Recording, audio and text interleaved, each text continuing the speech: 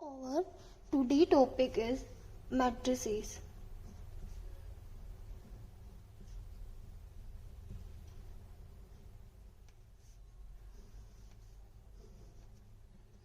What is matrices? If 2 cross 2, that time it can be expressed as E1 1, E1 2, E2 1, E2 2. This is 2 cross 2 matrix. ये 2 cross 2 की matrix है.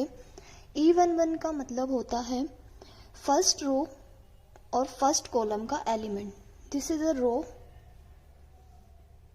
And this is column. ये row है और ये क्या है, कॉलम है. तो फर्स्ट रो का और फर्स्ट कॉलम का एलिमेंट होता है A11. In the same manner first row और सेकंड कॉलम का एलिमेंट होता है E12. इसी तरह E21 क्या होता है, second row and first column का एलिमेंट, एंड ये होता है second row and second column का एलिमेंट. इसी टाइप से अगर हमें 3 क्रॉस 3 का लिखना हो तो कैसे लिखेंगे, E11, E12, this is the first row, A13, 21, A22, A23, and this one is 31, 32 and A33. ये क्या होगी, 3 क्रॉस 3 की मैट्रिक्स हो जाएगी. इसका मतलब है ये फर्स्ट रो, ठीक है, तो A11 फर्स्ट कॉलम, ये है first row and second column, ये है first row and third column. This will be a column and this will be a row. Row कैसे होती है, जो हॉरिजॉन्टल में होती है, और कॉलम कैसे होता है, जो वर्टिकल डायरेक्शन में होता है. ठीक है. इस तरह अगर जैसे एक एग्जांपल ले हम, 3 4 7 2 2 6, इसमें नंबर ऑफ रोज कितनी है, 1 एंड 2, तो लिख देंगे 2. कॉलम कितने हैं, 1 2 एंड 3, तो इसको लिख देंगे 2 क्रॉस 3. यहां पे लिखा जाता है रो और ये होता है कॉलम. ओके. इस तरह अगर इसमें हमें पूछा जाए कि व्हाट इज द E11, तो फर्स्ट रो और फर्स्ट कॉलम का एलिमेंट क्या हुआ हमारा, दिस वन, तो यहाँ पे आ जाएगा E13. इसी तरह अगर पूछा जाए E13, तो ये क्या हो जाएगा, दिस वन, 7. अब आपको ये बताना है कि E23 क्या होगा एंड E21 क्या होगा. ओके. इस तरह इसका रिप्रेजेंटेशन होता है. अगर हम मैट्रिसेस की डेफिनेशन लिखना चाहें तो what is the matrices, an arrangement of number in the form of rectangular area having m rows and n columns is called a m cross n matrices. It means जिसमें m rows हो, this will be 1 2 up to n m rows, and column कितने होने चाहिए, column हो 1 2 3 up to n. It means m cross n matrix कहलाएगी. ठीक है. अब अगर हम इसे आगे एक्सपांड करें तो मैट्रिसेस के जो टाइप्स होते हैं उसको हम लिखेंगे. इसी को अगर हम matrices, type of matrices, types of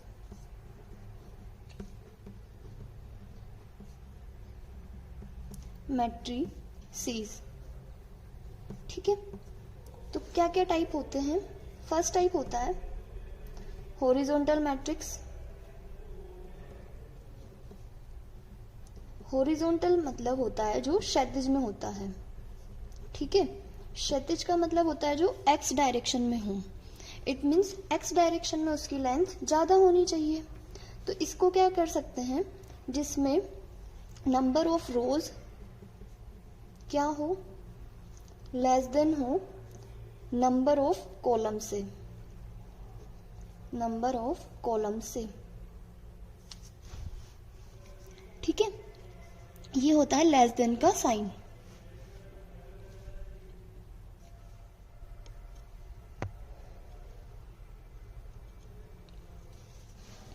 अब अगर हम आगे लिखेंगे इसी तरह से हॉरिजॉन्टल के बाद, इसको कैसे लिख सकते हैं, इसका एग्जाम्पल देखो, 3 4 7 5 2 4। Okay, this is a number of रोज 2 और कॉलम कितने हैं 3, 1 2 एंड 3। समझ आया?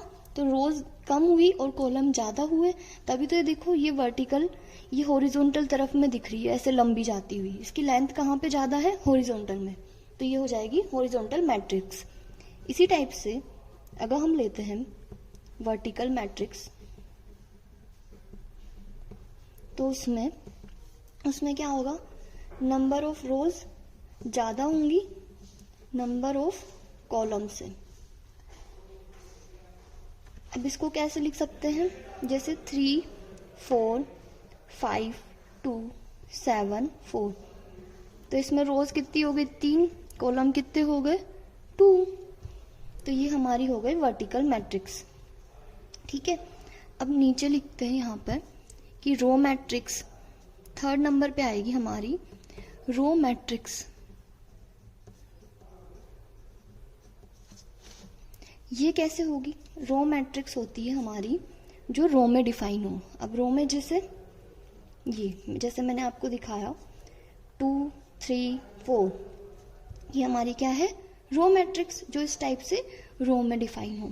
नंबर 4 पे आएगा कॉलम मैट्रिक्स। कॉलम मैट्रिक्स क्या होगी, जो एक तरह से कॉलम में डिफाइन हो, तो उसे हम कहेंगे कॉलम मैट्रिक्स। ऑलराइट, अब नेक्स्ट है हमारा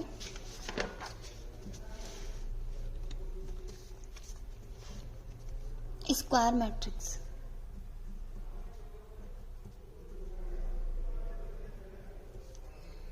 स्क्वायर मैट्रिक्स, तो स्क्वायर मैट्रिक्स क्या होता है? स्क्वायर में क्या होता है, उसकी लेंथ और ब्रीथ दोनों इक्वल होती है, यानी कि n क्रॉस n किस तरह से होगा, n क्रॉस n की फॉर्म में। रोज और कॉलम दोनों क्या हो जाएंगे, इक्वल इस कंडीशन में। जैसे 2 1 1 1 2 1 3 4 6, ये क्या है, एक 3 क्रॉस 3 की स्क्वायर मैट्रिक्स है। ठीक है, नंबर ऑफ रोज 3 है, नंबर ऑफ कॉलम्स भी 3 है। इन द सेम मैनर 2 1 1 1, ये भी क्या है, एक 2 क्रॉस 2 की स्क्वायर मैट्रिक्स है, इसमें नंबर ऑफ रोज और नंबर ऑफ कॉलम्स इक्वल है, तो इसे बोलेंगे हम स्क्वायर मैट्रिक्स।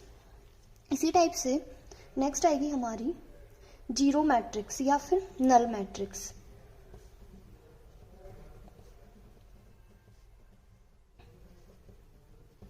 ये क्या होती है, जिसके सभी एलिमेंट 0 के इक्वल होते हैं उसे कहते हैं नल मैट्रिक्स। जैसे ये, ठीक है, ये हो जाएगी हमारी नल मैट्रिक्स। नेक्स्ट आएगी डायगोनल मैट्रिक्स।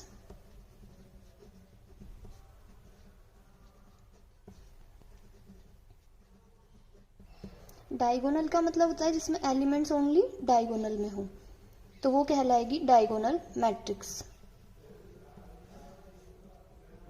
इसमें ओनली एलिमेंट्स किसमें है, diagonal, rest of elements are 0, that time it is called a diagonal matrix.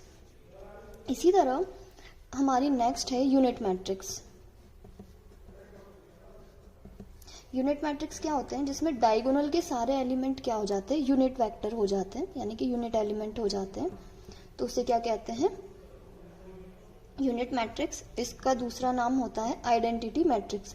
इस मैट्रिक्स को किसी से भी मल्टीप्लाई करने पर हमेशा वही मैट्रिक्स वापस मिल जाती है, इसलिए इसे कहते हैं आइडेंटिटी मैट्रिक्स। ओके, 1 0 0 1, डायगोनल के सभी एलिमेंट 1 के इक्वल होते हैं।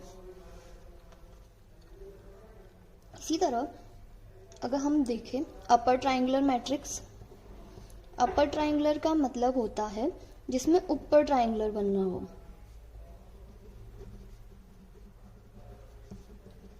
इसका मतलब क्या हुआ कि वो ऊपर की साइड ट्राइंगुलर बना है, जैसे कि 1 1 3। अब ये देखो रेस्ट ऑफ एलिमेंट 0, ये क्या हो गया, अपर ट्राइंगुलर मैट्रिक्स। ऐसे ही हम लिख सकते हैं लोअर ट्राइंगुलर मैट्रिक्स। इसमें क्या होगा, ट्राइंगल लोअर यानी कि नीचे की तरफ बनेगा और सारे एलिमेंट्स 0 हो जाएंगे, तो इसको कहेंगे लोअर ट्राइंगुलर मैट्रिक्स। इसी तरह अगर हम अब क्वेश्चंस पे आएंगे, ये हमारा बेसिक था जिससे कि हमें पता लगे कि अब क्या होगा आगे। मेन है हम एडिशन करना सीखते हैं, जिससे 2 मैट्रिसेस हमें गिवन है। ए वो है हमारी, सपोज करिए 2 3 4 एंड 5। इसी तरह बी गिवन है, वो है हमारी 1 2 3 एंड 6। ओके, हमें निकालना है ए प्लस बी। मैंने क्या सिखाया, ये क्या है A11, ये क्या है A12। ऐसे इसको क्या लेके चलेंगे B11, ये क्या हुआ B12, ये क्या हुआ B21, ये हुआ B22, A11 A12 A21 A22। ठीक है, तो जब एडिशन करते हैं तो 1 1 1 1 में जुड़ेगा, 1 2 1 2 में जुड़ेगा, 2 1 2 1 में जुड़ेगा, 2 2 2 2 में जुड़ेगा। ठीक है, सिमिलरिटी से तो ये क्या बनेगा, 2 किस में जुड़ा 1 में, 3 किस में जुड़ेगा 2 में, 4 3 में, 5 6 में। ये हमारी 2 क्रॉस 2 की मैट्रिक्स है। तो ये नेक्स्ट हमारा क्या बनेगा, 2 में 1 जोड़ने पे 3, 3 में 2 जोड़ने पे 5, 4 में 3 जोड़ने पे 7, 6 में 5 जोड़ने पे 11। ये हमारा आ गया आंसर। ओके, इसी तरह अगर हमसे पूछा जाए कि सब्सट्रैक्ट करो तो सब्सट्रैक्शन कैसे होगा, सपोज A माइनस बी उसने पूछा। ओके, सेम हमारी मैट्रिक्स है पहले वाली A, तो 2 1 1 में से 1 1 को माइनस कर दो, 2 2 में से 2 2 को माइनस कर दो। इस तरह जब माइनस करेंगे तो क्या आ जाएगा हमारा आंसर,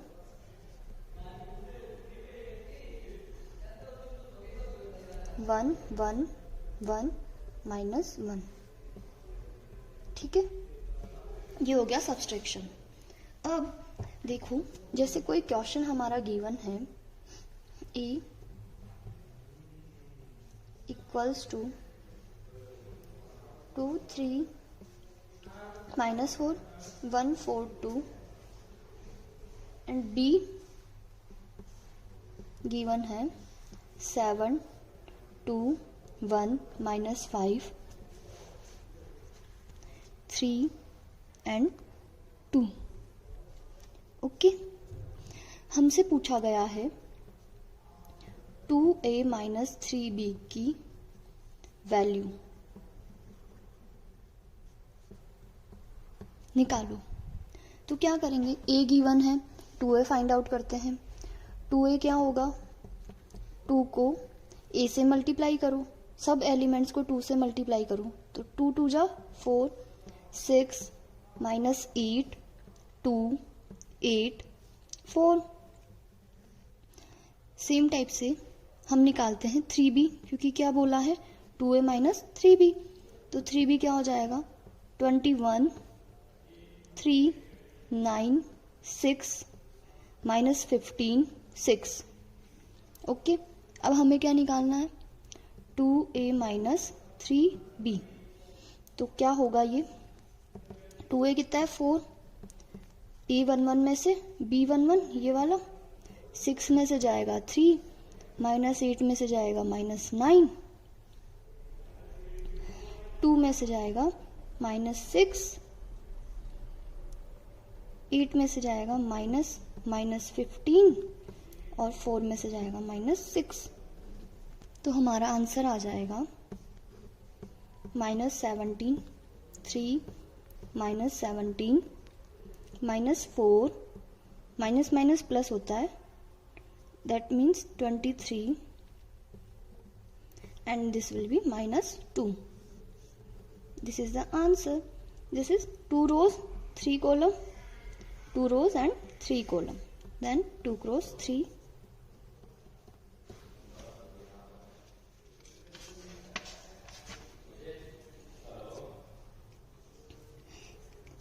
ये क्वेश्चन आपको करके लाना है। अगर A 2 3 1 4 -2 1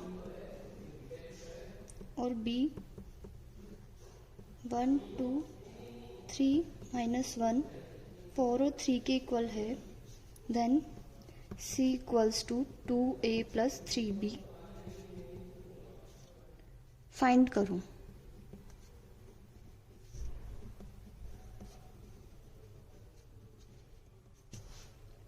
Right, this is your assignment.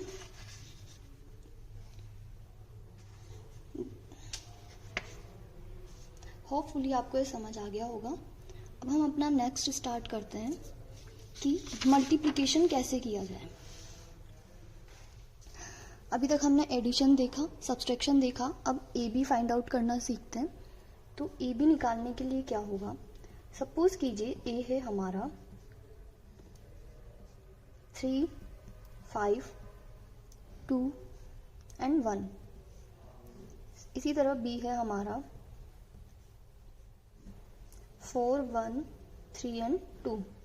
हमेशा ध्यान रखेंगे कि जब अपन मल्टीप्लिकेशन कर रहे होंगे, अगर ये n क्रॉस m की मैट्रिक्स है और ये m क्रॉस n की मैट्रिक्स है, तो ये कॉमन वाला पार्ट हट जाएगा और जो हमारी मैट्रिक्स आएगी वो आएगी n क्रॉस n की मैट्रिक्स। ये दोनों सेम होने चाहिए, तभी जाके मल्टीप्लिकेशन पॉसिबल होगा। ओके, दैट मीन्स अगर हमें आगे का फाइंड आउट करना है, अब कैसे करेंगे। मल्टीप्लिकेशन के लिए हम लिखते हैं, हमें निकालना है ए बी। ए बी निकालने के लिए पहले ए लिखो, 3 5 2 1 4 1 3 2। फर्स्ट रो को फर्स्ट कॉलम के एलिमेंट से मल्टीप्लाई करेंगे।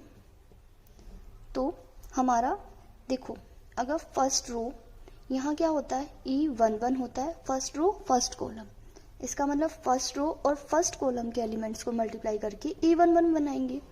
तो फर्स्ट का फर्स्ट प्लस सेकंड वाले को सेकंड वाले से, first row second column 3 cross 1 plus 5 cross 2। इसी तरह second row first column 2 cross 4 plus 1 cross 3 and second row second column 2 cross 1 plus 1 cross 2। ये होगी 2 क्रॉस 2 की।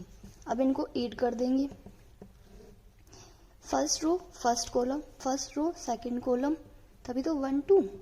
ओके, ये क्या आएगा, 12 plus 15 which equals to 27, 3 plus 10 which equals to 13, 8 plus 3 11, 2 plus 2 4। This is the answer. Okay, ऐसे हम करते हैं मल्टीप्लाई। अब देखो, अगर मल्टीप्लाई करना हो हमें,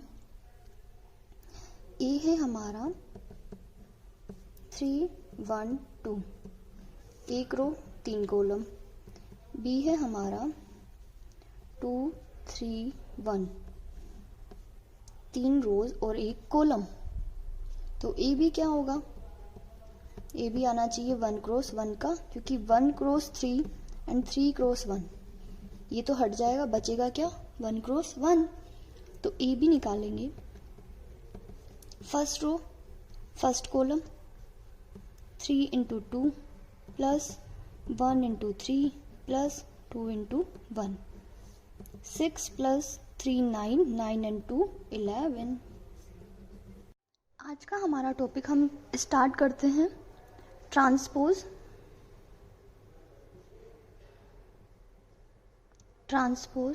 of matrix. Transpose of matrix कैसे निकालते हैं? सपोज करो कि ये कोई 2x2 की मैट्रिक्स है, तो इसका ट्रांसपोज क्या होगा? अगर ये ए मैट्रिक्स है तो इसका ट्रांसपोज, इसको लिखेंगे हम AT यानी कि ट्रांसपोज, या फिर A डैश।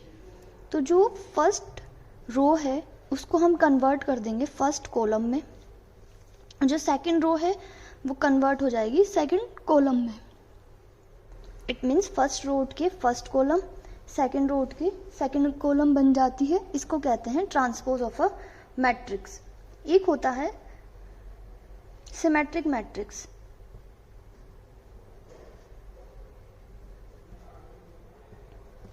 सिमेट्रिक मैट्रिक्स क्या होती है? जिसमें EIJ किसके इक्वल होता है? AJ के। ठीक है, EIJ किसके इक्वल होगा? AJ के। इट मीन्स E12 इक्वल होगा A21 के, E32 इक्वल होगा A23 के। अगर हम इसमें कोई मैट्रिक्स लिखते हैं तो ये क्या होगा? और इसके अंदर E11 तो A11 के ही इक्वल होगा, इसे E22 के, A33 के।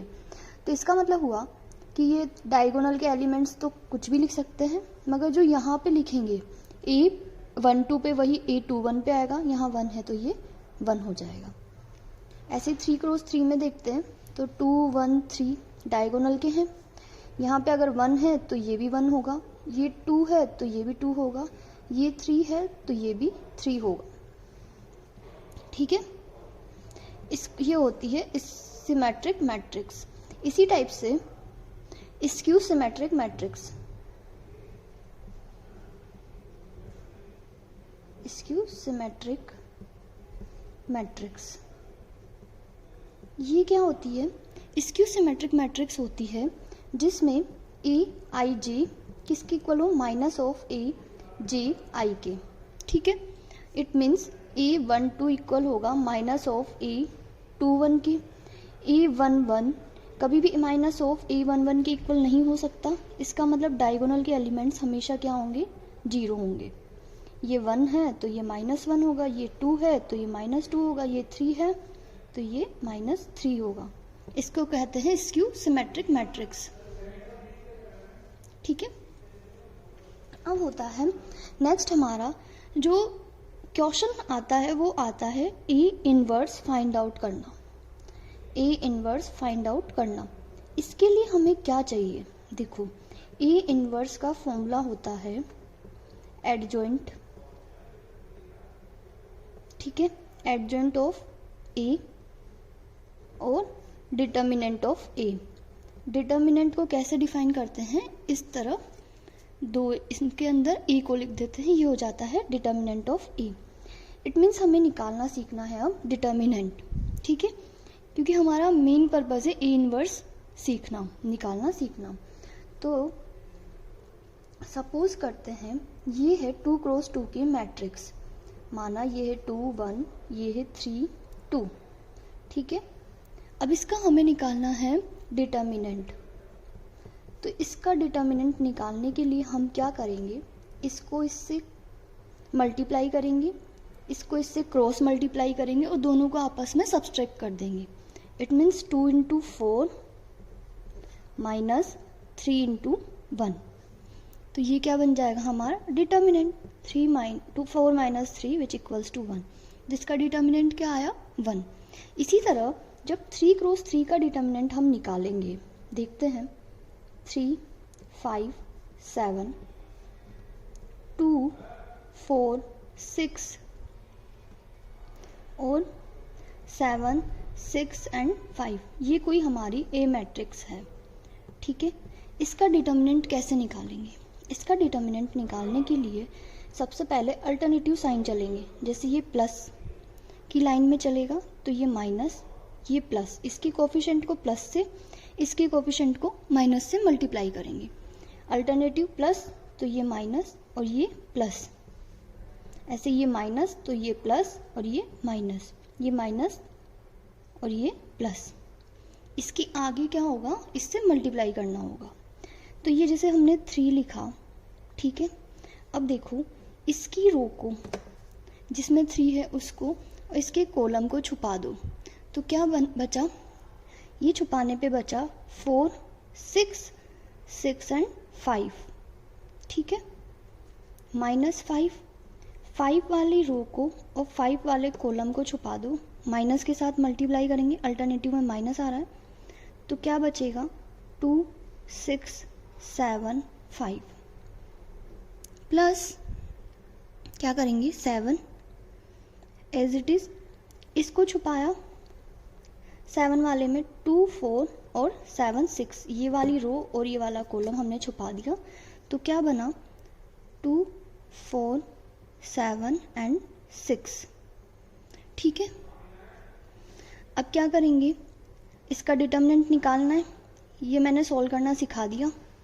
इसको कैसे, क्रॉस मल्टीप्लाई से करेंगे, तो ये हो जाएगा 20 minus 36 minus 5, 10 minus 42 plus 7, 12 minus 28, ठीक है।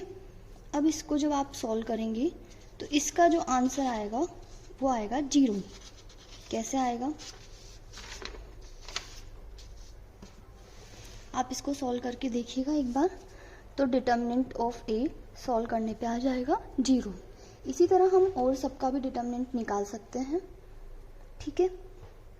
आपका असाइनमेंट का क्वेश्चन है ए इक्वल्स टू 3, 4, 9 एंड 12। देखिए जिसका डिटर्मिनेंट 0 होता है वो मैट्रिक्स सिंगुलर मैट्रिक्स कहलाती है। जहाँ पर determinant will be 0, that time that matrix is called a singular matrix. यहाँ तक समझ आया? अगर किसी का डिटर्मिनेंट जैसे इसका निकालो, ये आएगा 36 माइनस 36 विच इक्वल्स टू 0, तो ये क्या कहलाएगी, ये कहलाएगी सिंगुलर मैट्रिक्स।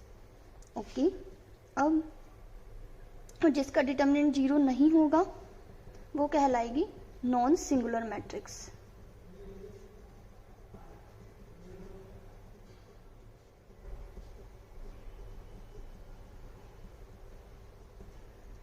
ओके अब हम सीखते हैं एडजॉइंट निकालना। देखो जब तक हमें एडजॉइंट निकालना नहीं आएगा तब तक हम इन्वर्स नहीं निकाल पाएंगे। अब देखिए एडजॉइंट कैसे निकालते हैं। हम स्टार्ट करते हैं, एक एग्जांपल से सीखते हैं एडजॉइंट फाइंड आउट करना।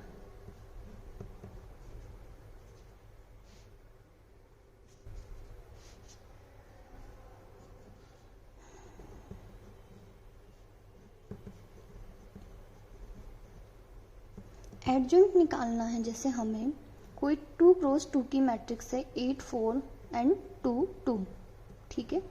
इसका एडजॉइंट फाइंड आउट करना है।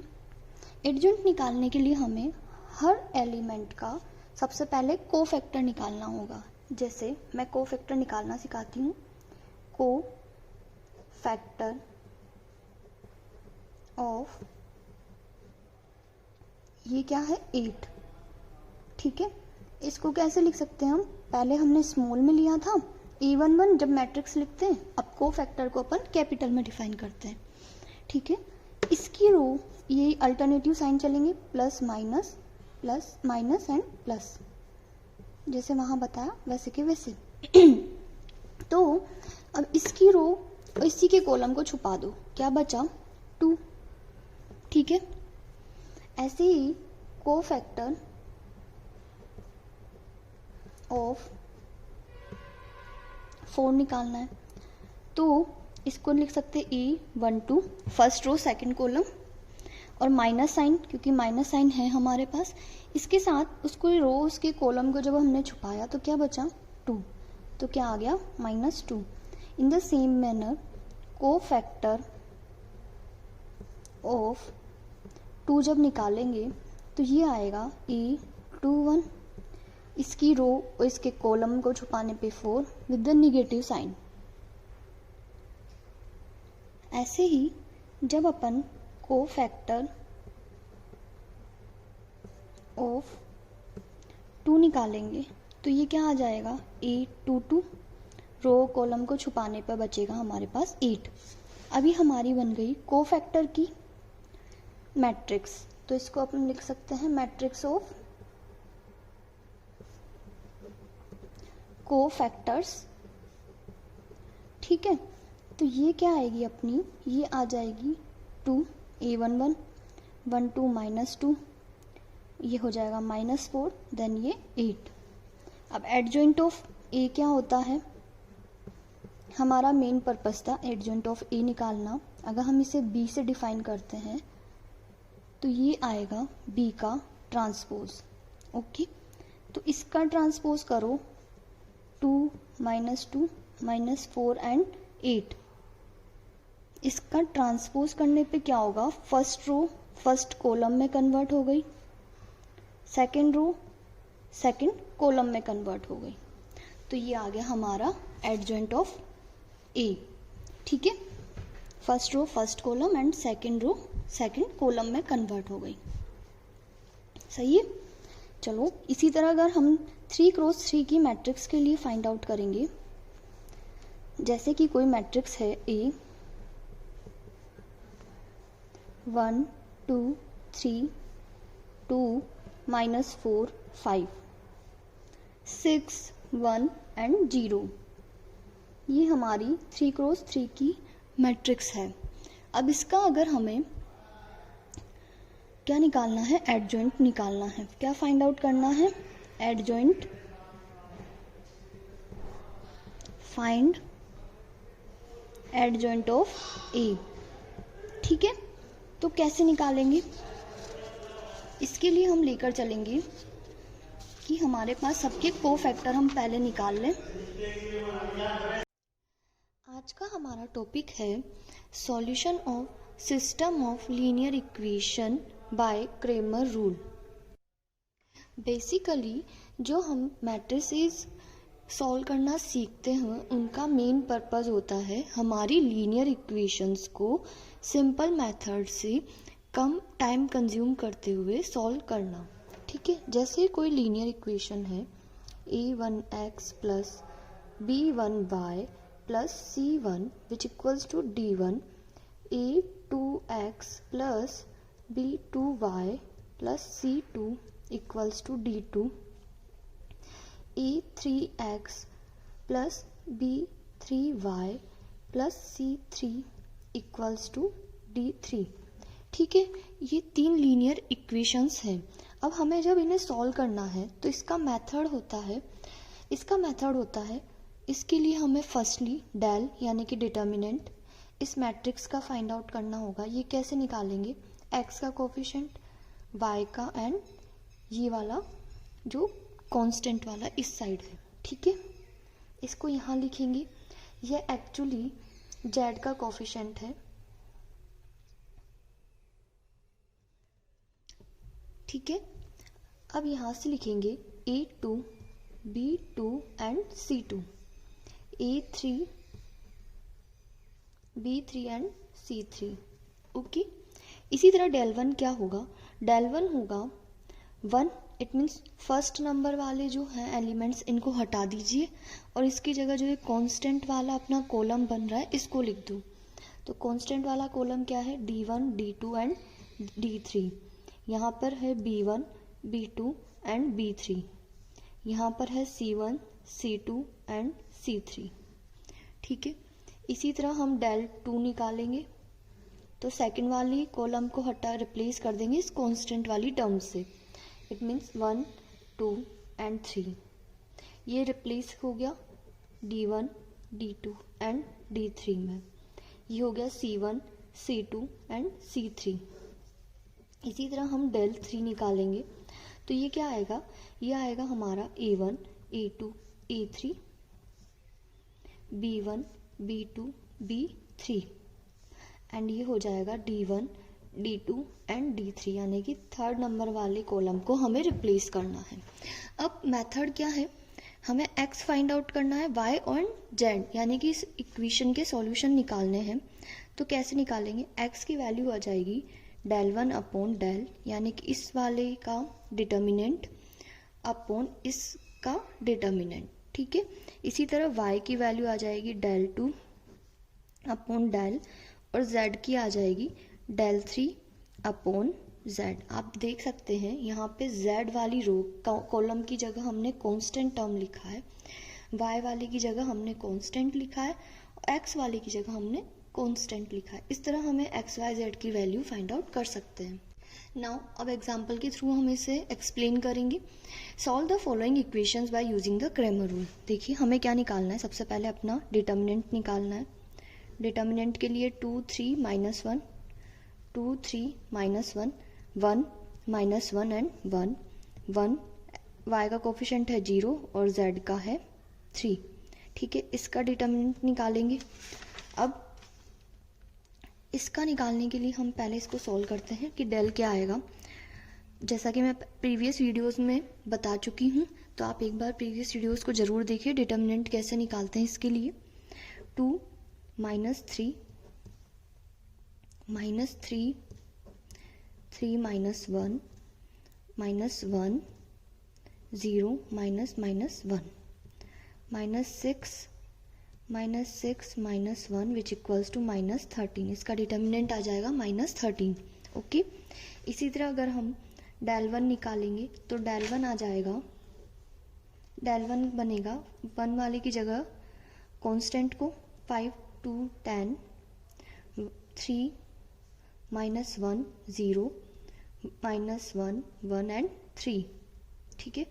इसको जब हम बेसिकली इसी मेथड से सॉल्व करेंगे तो इसकी वैल्यू भी आ जाएगी -13। इन द सेम प्रोसेस जब हम del 2 निकालेंगे 2 1 1 5 2 10 -1 1 3, तो इसमें del 2 की वैल्यू आ जाएगी -26, ओके। और सेम हम यहाँ पे निकालेंगे del 3 की वैल्यू। del 3 की वैल्यू निकालने के लिए हम रखेंगे यहाँ पे 2 1 1 3 -1 0 और यहाँ लास्ट में आ जाएगा 5 2 एंड 10। जब हम इसको सॉल्व करेंगे तो यहाँ पे आएगा -39, ठीक है। अब इसको सॉल्व करने के लिए हमें याद है कि x क्या होता है, x हमारा होता है del 1 अपॉन del, ठीक है। del 1 की वैल्यू आई -13, del की वैल्यू है हमारे पास -13, तो x कितना हो गया 1। सेम जब निकालेंगे y del 2 अपॉन del करके तो -26 अपॉन -13 विच इक्वल्स टू 2, और सेम z जब निकालेंगे तो वो हमारा आएगा del 3 upon del which equals to 3। तो हमारा x y z क्या फाइंड आउट हुआ, 1 2 and 3। Thank you so much. Please subscribe my channel, like and share. आज का हमारा टॉपिक है solution of linear equation by matrix method. तो matrix method क्या होता है, लीनियर इक्वेशन सेम वैसी है जैसी कल थी। इसके लिए आप प्रीवियस मेथड ज़रूर देखिए एक बार क्रैमर रूल से। तो इस इक्वेशन को हम मैट्रिक्स की फॉर्म में डिफाइन कर सकते हैं, A1 B1 C1 A2 B2 C2 A3 B3 C3 then x y and z। इसको इससे मल्टीप्लाई करिए, क्या आएगा A1x B1y plus C1 z, यही इक्वेशन है विच इक्वल्स टू D1। तो हमने इसे मैट्रिक्स फॉर्म में लिख दिया। यहाँ पे हमने माना कि ये पूरी मैट्रिक्स किसके इक्वल है, A के, ये किसके इक्वल है, x के, और ये कंसीडर कर ली हमने B के इक्वल। हमें क्या फाइंड आउट करना है, हमें x y z की वैल्यू फाइंड आउट करनी है। इट मीन्स हमें x निकालना है। इसके लिए हम दोनों तरफ A इनवर्स से मल्टीप्लाई कर देंगे। A इनवर्स से मल्टीप्लाई करने पर क्या होगा, जैसा कि हमने पढ़ा था लास्ट वीडियोस में कि A इनवर्स A I के इक्वल होता है और ये x के इक्वल A इनवर्स 1। किसी भी मैट्रिक्स को आइडेंटिटी से मल्टीप्लाई करने पर वही मैट्रिक्स आती है, तो ये x A इनवर्स B इसका मतलब हुआ कि जो हमारी ये मैट्रिक्स थी इसका इन्वर्स फाइंड आउट करना है और उसको मल्टीप्लाई कर देना है इस b से, तो हमारा सॉल्यूशन हमें मिल जाएगा। आज का हमारा क्वेश्चन है solve the following system of equation by the using the matrix method. ये हमारी 3 इक्वेशंस हैं। अब इसको उसी फॉर्म में हम डिफाइन करते हैं, इस a की फॉर्म में। तो ये कैसे लिखेंगे हम, 1 -1 -1 2 1 1 1 -2 1, ठीक है। ये यहाँ पे आ जाएगा x y z और ये हो जाएगा हमारा 1 4 2 एंड 4, ओके। अब हमें निकालना है basically A inverse. A inverse exist करेगा नहीं करेगा पहले ये देख लेंगे। तो इसको हम ए लेके चल रहे हैं, ये x है और ये हमारा b है, ठीक है। इसका मतलब हमें ए इनवर्स एग्जिस्ट कराना है। तो ए इनवर्स की वैल्यू, इस डिटर्मिनेंट का सॉल्यूशन क्या आएगा, इसको देखने के लिए आप प्रीवियस वीडियोस को ज़रूर देखें, ये समझने के लिए कि डिटर्मिनेंट कैसे फाइंड आउट किया जाता है। मैं डायरेक्ट यहाँ पे आंसर लिखूंगी। इसका डिटर्मिनेंट आएगा, determinant of A is equals to 9, ठीक है। जब हम इस मैट्रिक्स को सॉल्व करेंगे तो इसका डिटर्मिनेंट 9 आएगा। It means A inverse exist करेगा, ठीक है। तो अब हमें जब ए इनवर्स निकालना है तो ए इनवर्स के लिए हमें निकालना पड़ता है adjoint of A upon determinant of A. Determinant of A हम फाइंड आउट कर चुकी। एडजॉइंट निकालने के लिए आप मेरे प्रीवियस वीडियो को ज़रूर देखें, मैंने उसमें पूरा एक्सप्लेन कर रखा है कि हम कैसे एडजॉइंट निकालते हैं। इसको सॉल्व करने पर इसका एडजॉइंट आ जाएगा, जब अपन कोफैक्टर्स को इनको सबको सॉल्व करेंगे तो इसका एडजॉइंट आएगा 3 -1 -5 3 2 1 0 -3 3, इसका ट्रांसपोज, ठीक है। ये कोफैक्टर मैट्रिक्स बनेगी और ये इसका ट्रांसपोज आ जाएगा। और हमारा डिटर्मिनेंट ऑलरेडी 9 है, तो हमारा ए इनवर्स इससे क्या निकलेगा, ए इनवर्स हमारा निकलेगा 1/9 3 3 0 -1 2 -3 -5 1 एंड 3। अब इससे हम क्या करेंगे, इससे हम x फाइंड आउट कर लेंगे। x क्या होता है, a इनवर्स b होता है। तो a इनवर्स b हम कैसे निकालते हैं, a इनवर्स b से हम निकालेंगे x को। इट मीन्स x क्या इक्वल हो जाएगा, a inverse and b। b हमारा ये था, इसको इससे मल्टीप्लाई करेंगे। प्लीज़ इसके लिए आप मेरे प्रीवियस वीडियोस को ज़रूर देखें, मैंने वहाँ पर आपको मल्टीप्लिकेशन करना सिखाया है कि कैसे इनका मल्टीप्लिकेशन किया जाता है दो मैट्रिसेस का। इसका सॉल्यूशन जब हम निकालेंगे तो ये बनेगी 1/9 9 -9 एंड 9। इसको डिवाइड करने पे मैट्रिक्स आ जाएगी 1 -1 1।